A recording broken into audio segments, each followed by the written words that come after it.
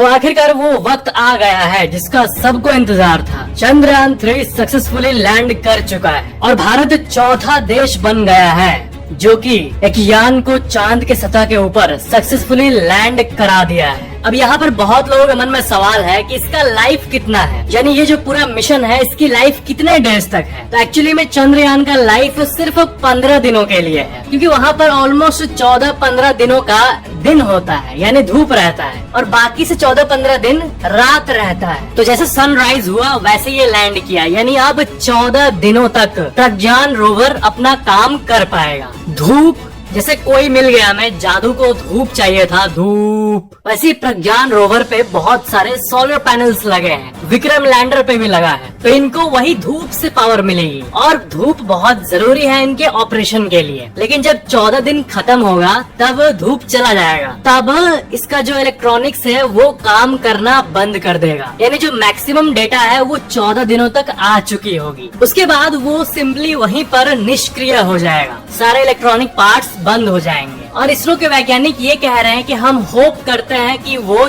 14 दिनों के बाद भी कुछ दिन चले, लेकिन ये होप वर्ड यूज किया गया है, यानी इसके लिए कोई सटीक टेक्नोलॉजी नहीं यूज किया गया है जिससे वो गारंटीड चलेगा बहुत दिन तक, क्योंकि ये मिशन 14 डेज को माइंड में रखते हुए ही बनाया गया था। बाकी जो ल्यूना 25 जो कि क्रैश किया, अगर वो लैंड होता तो उसके अंदर एक ऐसा पावर जनरेटिंग टेक्नोलॉजी था प्लूटोनियम के जरिए, जिसके चलते उसको 1 साल तक पावर मिलती। तो इस मामले में सबसे अच्छी न्यूज ये है ना कि इसरो एक्चुअली में इस टेक्नोलॉजी पे काम कर रहा है, एक ऐसा प्लूटोनियम का पावर सोर्स बनाने का जिससे अपकमिंग मिशंस में 1 साल तक पावर मिले। लेकिन फिलहाल चंद्रयान जो है ये 14 डेज तक बहुत सी रिसर्चेस करेगा साउथ पोल में, वाटर, हीलियम 3 और ऐसे कई चीजें हैं जिसके बारे में आपको पता होना ही चाहिए कि ये मिशन आखिर हुआ किस लिए है। तो चलो उन सुपर इंटरेस्टिंग डिटेल्स को हम समझते हैं। किसी भी प्लैनेट या फिर सैटेलाइट, जैसे कि मून एक सैटेलाइट है, तो उसका जो नॉर्थ पोल और साउथ पोल है ये दोनों काफी इम्पोर्टेंट है हमारे लिए। या फिर किसी भी जगह पर चले जाओ, चाहे आप जुपिटर के किसी मून पर चले जाओ, तो वहाँ पर नॉर्थ और साउथ पोल में जो चीज एक्यूमुलेटेड है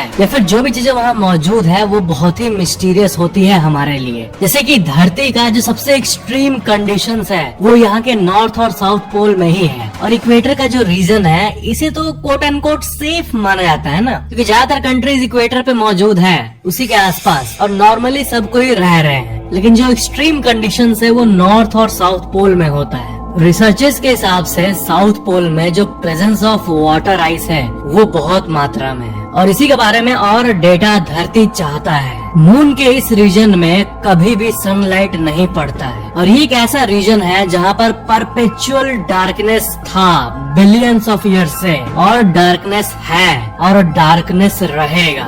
वाटर जो है ये सुनने में बहुत सिंपल लग रहा है, लेकिन वाटर सपोर्ट्स लाइफ, क्योंकि साउथ पोल पर वाटर आइस है।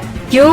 क्योंकि वहाँ पर सनलाइट नहीं पहुँचता, और इसलिए वहाँ पर ऐसी कंडीशंस है कि पानी बहुत मात्रा में जमी हुई रह सकती है बहुत सालों तक, इनफैक्ट मिलियंस ऑफ ईयर्स तक। आपको पता है पहला एविडेंस, पहली ऐसी कोई जांच, ऐसा कोई कैलकुलेशन जो ये बताए कि पोल्स पर पानी है, ये इंडिया का चंद्रयान 1 पहली बार दिखाया था। ये फोटो आप देख सकते हो, ये जो ब्लू ब्लू आपको दिख रहा है ये है पानी का डिटेक्शन, और इसी प्रेजेंस ऑफ वाटर को चंद्रयान 1 ने आज से करीब 15 साल पहले ही पता कर लिया था। और यही वो कारण है जिसके चलते ये माना गया है कि वहाँ पर वाटर आइस ट्रैप्ड है। और जो मैंने आपको बताया था ना कि किसी भी मिशन में ऑर्बिटर होता है जो कि ऊपर घूमते रहता है, लैंडर होता है और रोवर होता है। तो ये जो ऑर्बिटर्स होते हैं ये किस लिए है वहाँ? ये इसलिए है ताकि वो वहाँ के सारे रीजन्स का डेटा हमें भेज पाए। तो चाहे वो इंडिया का ऑर्बिटर हो या फिर बहुत सारे देश जिसका ऑर्बिटर अभी चांद पर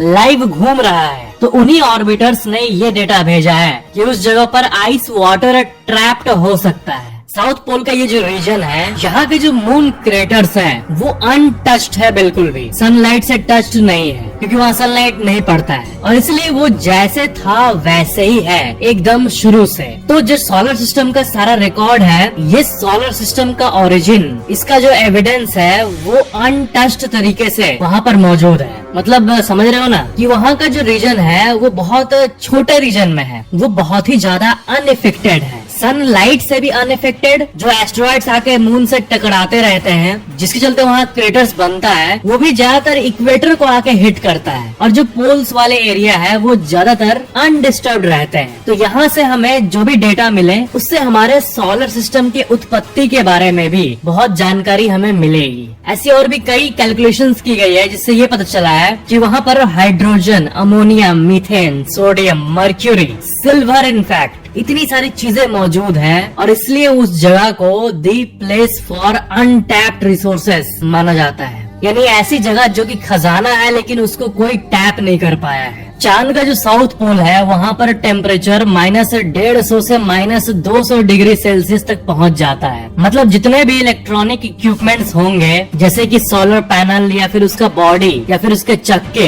ये सब आप सोचो इस तरह बिल्ड की गई है ऐसे मटेरियल से जिससे वो एक्सट्रीम कोल्ड ऐसे टेम्परेचर में भी वर्क करते रहे। अब जितने भी इलेक्ट्रॉनिक चीजें हैं, चाहे आपका फोन हो, टीवी हो या फिर कोई भी चीज हो, उसके अंदर सर्किट बोर्ड्स होते हैं और माइक्रोस्कोपिक लेवल्स पे वो जो सर्किट बोर्ड होता है वो काम कर रहा होता है। पूरे सर्किट बोर्ड के किसी 1 मिलीमीटर के पार्ट में अगर कोई शॉर्ट सर्किट या फिर कुछ भी एरर हो जाता है तो पूरा सर्किट काम करना बंद कर देता है। इलेक्ट्रॉनिक सामान इतना कॉम्प्लेक्स होता है, लेकिन वही अगर ऐसे हार्श कंडीशन में चलाने के लिए बिल्ड किया जाए तो सोचो किस तरह का डिटेलिंग का इस्तेमाल किया जाता होगा कि वो मून के साउथ पोल के -200 डिग्री वाले रीजन पे काम करे। एक सवाल जो आप लोगों में से बहुत लोगों के मन में आ सकता है कि अगर साउथ पोल में लाइट ही नहीं है, सनलाइट आता ही नहीं है और इधर मैं कह रहा हूँ कि रोवर को पावर पाने के लिए सनलाइट की जरूरत है, तो फिर ये कैसे होगा? तो इसका आंसर ये है कि साउथ पोल के उस इलाके में जहाँ पर लाइट नहीं पहुँचता वहाँ पर एग्जैक्टली नहीं जाएगा, उससे थोड़ा दूर ही तक रोवर जाएगा जहाँ तक लाइट थोड़ा पहुँचे। तो ये है इसका आंसर। एग्जैक्टली डार्क वाला फेज में नहीं चला जा रहा है, क्लोज टू साउथ पोल, एकदम नियर टू साउथ पोल जहाँ पर लाइट पहुँचेगी वहाँ पे जा रहा है रोवर। हमारे यूनिवर्स में ऐसे कई एलिमेंट्स हैं जो कि धरती के लिए हो सकता है रेयर हो। यहाँ पर हम इन्हें quote and quote rare earth minerals कहते हैं, लेकिन ऐसी कई जगहें हैं हमारे यूनिवर्स में जहाँ पर वही चीजें एबंडेंस में अवेलेबल है। आपने उस प्लेनेट के बारे में सुना होगा जो कि डायमंड का बना हुआ है, डायमंड प्लेनेट कहते हैं इसे। तो ये पूरा प्लेनेट खरबों डॉलर का होगा। पूरे विश्व में इतना पैसा है उससे 1000 गुना ज्यादा उसको मिल जाएगा जो इस प्लेनेट का डायमंड ला दे धरती पर, क्योंकि डायमंड धरती के लिए रेयर है लेकिन वहाँ के लिए रेयर नहीं है। तो चांद भी कुछ ऐसा ही है। चांद में भी ऐसे कई मिनरल्स हैं जो कि धरती के लिए रेयर है लेकिन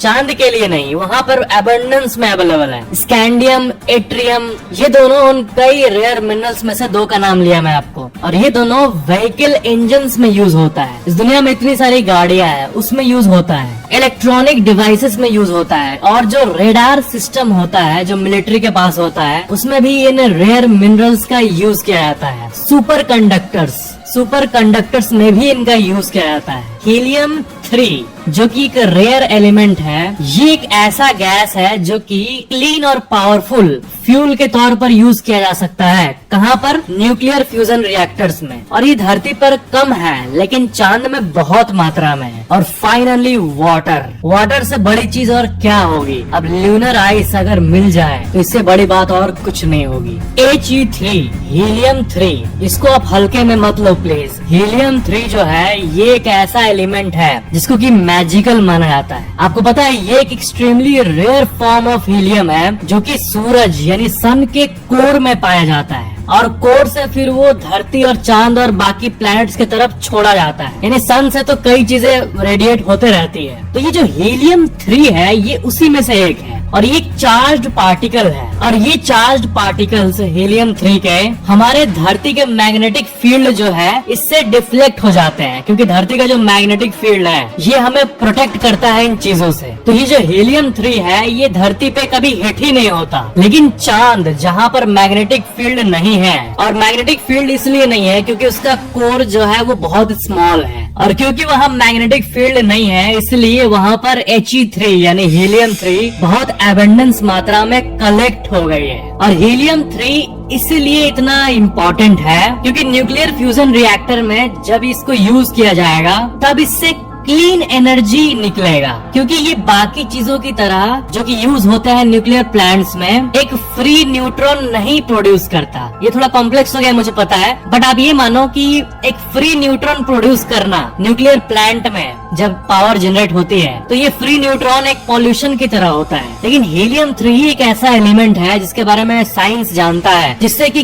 क्लीन न्यूक्लियर एनर्जी बन सकता है विदाउट एनी पॉल्यूशन, जो कि बहुत बड़ी बात है। और इसलिए वैज्ञानिकों के लिए चांद पर मौजूद ये हीलियम-3 इतना इम्पोर्टेंट है। हीलियम-3 के साथ साथ silicon, iron, magnesium, calcium, aluminium, manganese, titanium, ये सब चीजें भी चांद पर मौजूद है। मतलब चांद एक ट्रेजर बॉक्स की तरह है, लिटरली नहीं लेकिन इनडायरेक्टली। और नासा का जो अपोलो मिशन हुआ था उसमें चांद पे सिल्वर भी बहुत मात्रा में मिला था और गोल्ड भी थोड़े मात्रा में मिला था। किस जगह पर मिला था पता है? जो अर्थ फेसिंग साइड होता है, जो मैं बोला ना कि साउथ पोल और नॉर्थ पोल तो थोड़ा इनएक्सेसिबल हो जाता है, लेकिन जो फेस हमें दिखता है डायरेक्ट यहाँ से, वो इक्वेटर के पास वाला एरिया, वहाँ पर सिल्वर और गोल्ड भी मौजूद है। जो सॉफ्ट लैंडिंग है वो कितना हार्ड था ये चांद ने हमें सिखा दिया। जैसे कितने सारे चैलेंजेस फेस करने पड़ते हैं इस लैंडिंग में, तो इससे ये पता चलता है कि अपोलो मिशंस में कितना ज्यादा रिस्क होता होगा। सोचो ये क्रैश का घटना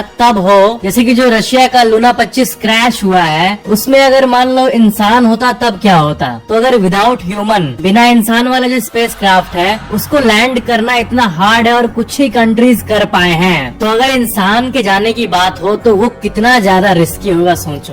अच्छा, मान लो एक क्वेश्चन है आपसे कि मान लो कि आपको अगर मौका मिले कि आप चांद पर उतर पाओ, जैसे कि नील आर्मस्ट्रांग उतरे थे, मतलब बहुत रिस्क है इसमें, लेकिन अगर मौका मिले तो क्या आप इस ब्यूटीफुल प्लेनेट को छोड़कर उस थ्रिल में जाना चाहोगे? सबका अलग अलग ओपिनियन होगा, लेकिन नीचे कमेंट जरूर करना और सब्सक्राइब करके बेल आइकन जरूर ऑन कर लेना।